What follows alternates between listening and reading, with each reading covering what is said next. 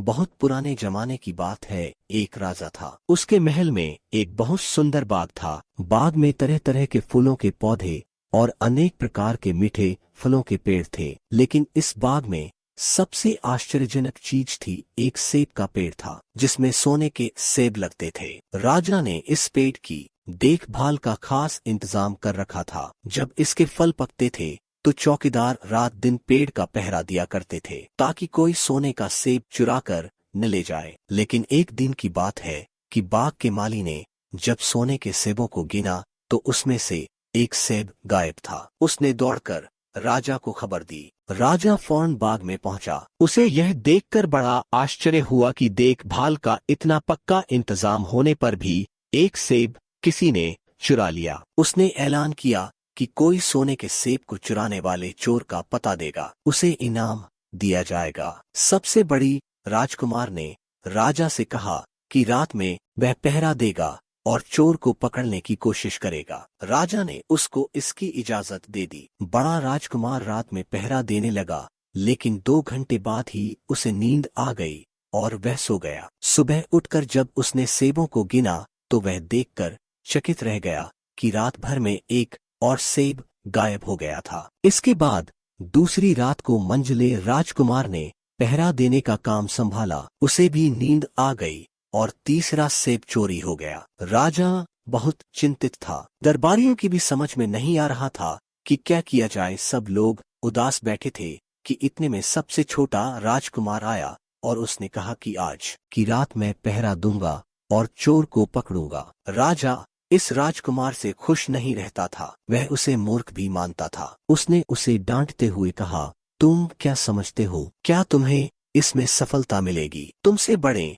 और तुमसे ज्यादा समझदार दोनों राजकुमार इस काम में असफल हो चुके। तुम जाओ अपना काम करो। लेकिन छोटा राजकुमार नहीं माना। उसने राजा से प्रार्थना की कि उसे एक मौका जरूर दिया जाए। अंत में राजा राजी हो गया। राजकुमार रात में पहरा देने लगा। उसने तय किया कि वह किसी भी हालत में नहीं सोएगा और चोर को जरूर पकड़ेगा। जब आधी रात हुई और 12 बजे का आखिरी घंटा बजा तो राजकुमार ने देखा कि एक सुंदर सोने की चिड़िया कहीं से उड़ती हुई आई और सेब के पेड़ पर बैठ गई। उसने देखते देखते सोने का एक सेब तोड़कर अपनी चोंच में पकड़ लिया। राजकुमार ने फौरन निशाना साध कर तीर चला दिया, लेकिन तीर चिड़िया को नहीं लगा और वह पंख फड़फड़ाकर उड़ गई। हाँ, इतना अवश्य हुआ कि उसका एक सुनहरा पंख टूटकर जमीन पर आ गिरा। दूसरे दिन सुबह राजकुमार ने राजा को सारी बात बता दी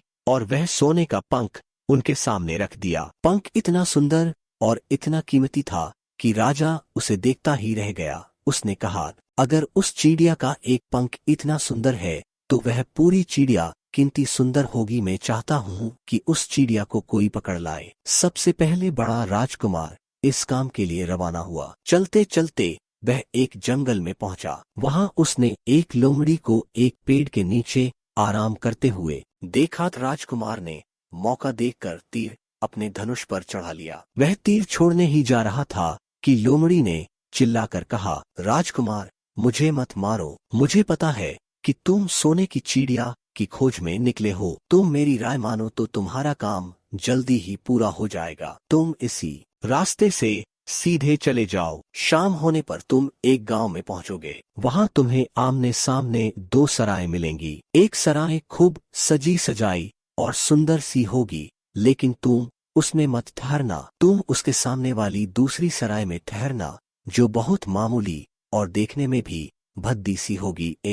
ऐसा करने पर तुम्हारा काम आसानी से पूरा हो जाएगा। लोमड़ी का बात सुनकर राजकुमार को हंसी आ गई। उसने डांट कर कहा, भाग जा यहाँ से, मुझे तुम्हारी सलाह की जरूरत नहीं है। यह कहकर उसने तीर छोड़ दिया। लेकिन लोमड़ी बहुत चालाक थी। वह बचकर निकल भागी। राजकुमार आगे चलता गया। शाम को जब वह एक गांव में पहुंचा तो उसने देखा कि वहां सड़क के किनारे सचमुच 2 सराय थी। उनमें से एक सराय खूब सजी सजाई थी और उसके अंदर से लोगों के नाचने गाने की आवाजें आ रही थी। दूसरी सराय भद्दी सी थी और वहां अंधेरा घिरा हुआ था। राजकुमार सजी सजाए सराय में ठहर गया। थोड़ी देर में वह भूल गया कि वह असल में सोने की चिड़िया की खोज में निकला था। उधर जब काफी समय बीत गया और बड़ा राजकुमार नहीं लौटा तो मंझला राजकुमार सोने की चिड़िया की खोज में चल पड़ा। वह भी उसी तरह चलते चलते जंगल में पहुंचा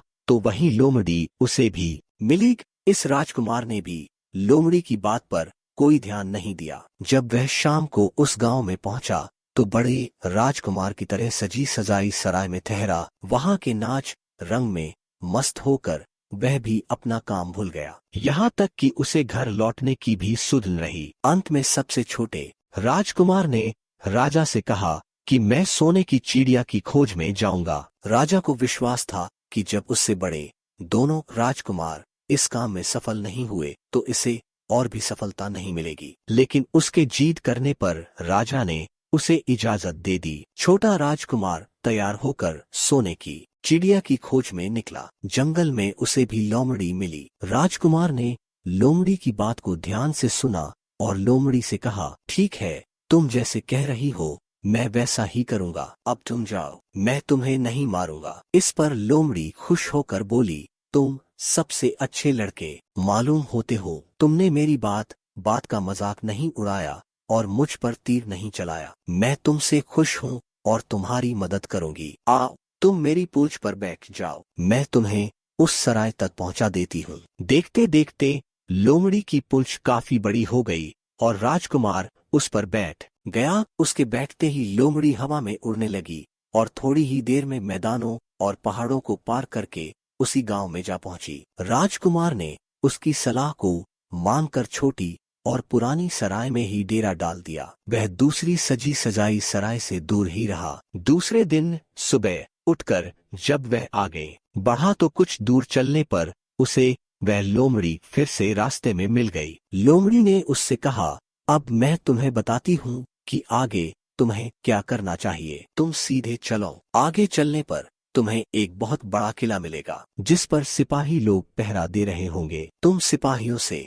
डरना मत और सीधे अंदर चले जाना क्योंकि वे इस समय सो रहे होंगे। तुम बेधड़क होकर किले में घुसते चले जाना और उनके कमरों को पार करते हुए उस जगह पहुंच जाना जहां लकड़ी के एक मामूली से पिंजरे में सोने की चिड़िया बंद है। तुम चिड़िया को पिंजरे सहित उठाकर किले से बाहर ले आना। लेकिन एक बात याद रखना, चिड़िया के पिंजरे के पास ही एक बहुत सुंदर सा सोने का पिंजरा भी रखा होगा। तुम भूलकर भी चिड़िया को उस पिंजरे में मत रखना, मगर तुम उसे लकड़ी के पिंजरे में से निकालकर सोने के पिंजरे में रखने की कोशिश करोगे तो बाद में पछताओगे। यह कहकर लोमड़ी ने राजकुमार को फिर से अपनी पूंछ पर बिठाया और थोड़ी ही देर में उसको किले के पास पहुंचा दिया। राजकुमार ने किले का पास जाकर देखा कि सचमुच उसके पहरेदार सो रहे थे। वह बिना डरे सीधा महल में घुस गया और थोड़ी ही देर बाद वह उस कमरे में जा पहुंचा जहां सोने की चिड़िया एक पिंजरे में बैठी हुई थी। पिंजरे के पास ही सोने के 3 सेब पड़े हुए थे। इन सेबों को देखकर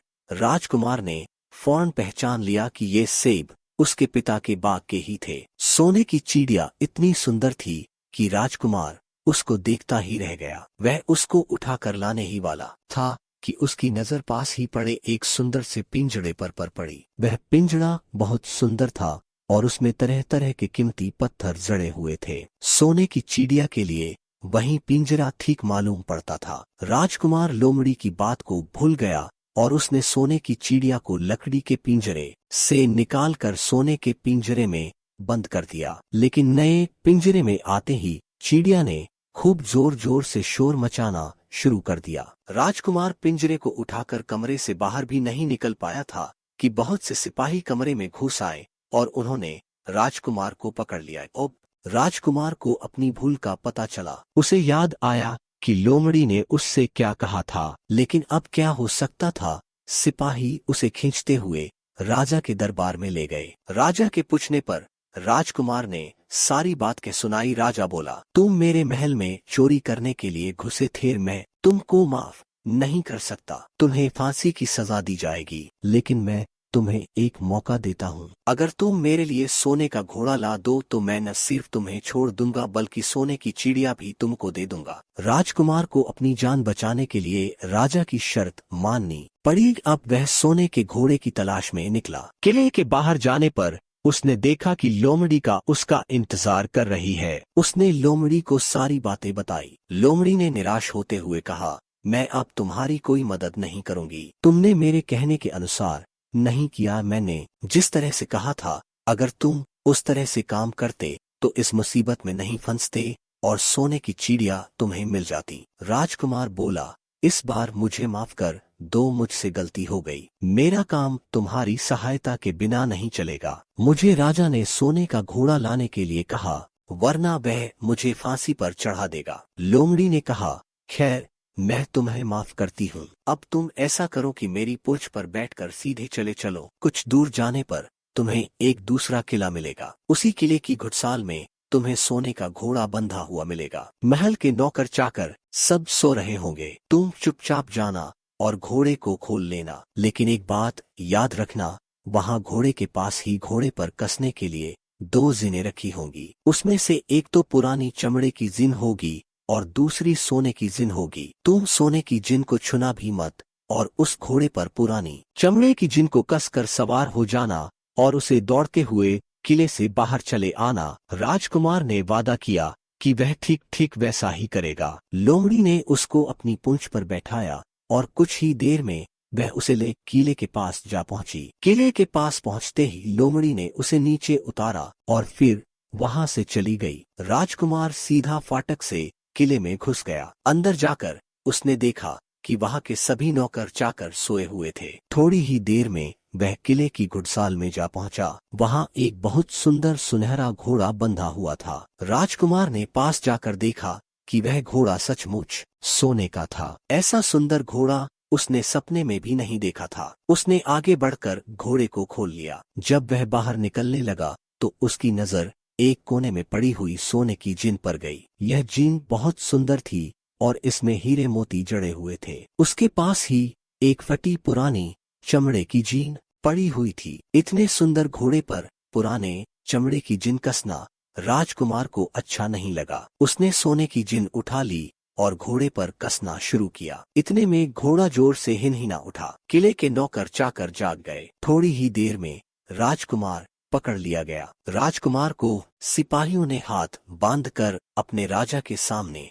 पेश किया। राजा ने सारी बातें सुनकर कहा, तुमने मेरे घोड़े को चुराने की कोशिश की है, इसलिए तुम्हें फांसी की सजा दी जाएगी। लेकिन अगर तुम मेरा एक काम कर दो तो मैं तुम्हें छोड़ सकता हूँ। यहाँ से कुछ ही दूर एक सोने का महल है और उसमें बहुत सुंदर राजकुमारी रहती है। अगर तुम अपनी जान बचाना चाहते हो तो उस राजकुमारी को मेरे पास ले आओ। तुम्हें इनाम में यह सोने का घोड़ा दे दूंगा। बेचारा राजकुमार वह फिर से एक नई मुसीबत में फंस गया। उसे मजबूर होकर राजा की शर्त माननी पड़ी। अब वह सोने के महल की खोज में निकला। कुछ दूर चलने पर फिर उसे वह लोमड़ी मिली। पता नहीं कैसे लोमड़ी को सारी बातें मालूम हो गई थी। वह बोली, देखो तुमने इस बार भी मेरी बात नहीं मानी। मेरी बात मान जाते तो यह नई मुसीबत तुम्हारे गले नहीं पड़ती। खैर मुझे तुम पर दया आ रहा, मैं तुम्हारी मदद करूंगी। चलो मैं तुमको सोने के महल के पास पहुंचाए देती हूँ। तुम महल के बाहर ही कहीं पीछे छिपे रहना। जब उसमें से शाम को राजकुमारी तालाब में नहाने के लिए बाहर आए तो तुम आगे बढ़कर